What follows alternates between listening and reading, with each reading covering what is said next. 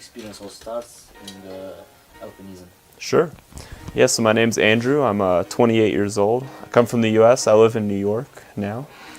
I first got into alpinism as a kid, actually, when I read the book Into Thin Air, which is about the 1996 storm on Mount Everest. Obviously it was a terrible, terrible storm. I think over a dozen people died.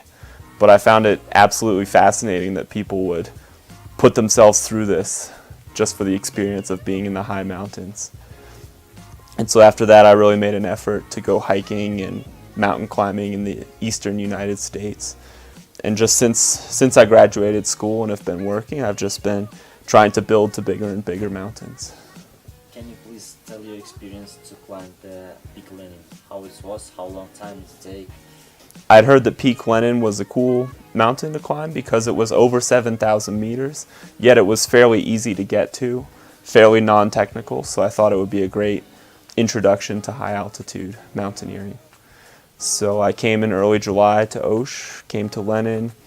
The acclimatization took about 10 days, and then the climb itself to the summit was about 3 days, and then 2 days down. I got very lucky with the weather. It was quite dry, really no avalanches. The crevasses were okay. The biggest hazard on Lenin is crevasses on the glacier. So you always need to be roped up with somebody, no matter what. And so coming here as a solo climber from the United States, I actually had to really go out of my way to meet people so that I could rope up with them and be safe on the mountain.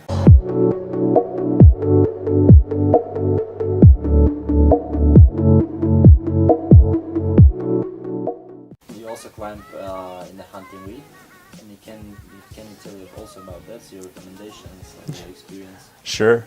Khan-Tengri was always the dream. It's easily one of the most beautiful mountains in the world. It's really a treasure of the Tian Shan. And so I knew that I could maybe climb Khan-Tengri. I was just about experienced and fit enough, but I really wanted to prove myself first on Lenin. So after Lenin was a success, I rested for a week and then went to Khan-Tengri.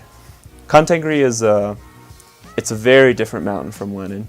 It's much colder because it's the furthest north of the 7,000 meter peaks. The Tian Shan is a much more volatile weather patterns than the Pamirs do. In the Tian Shan, it could be sunny in the morning and then a storm in the afternoon, and then back to sunny before you go to sleep. It really just depends. So with Khan-Tengri, you take a helicopter out to base camp, which is pretty cool. So we took a Kazakh Mi-17 helicopter. That was a little scary, but fun. And then, the route is much steeper for Khan-Tengri, especially on the north side. I chose the northern route because it's safer from avalanches. But the downside is that it's very steep and requires fixed ropes for most of it.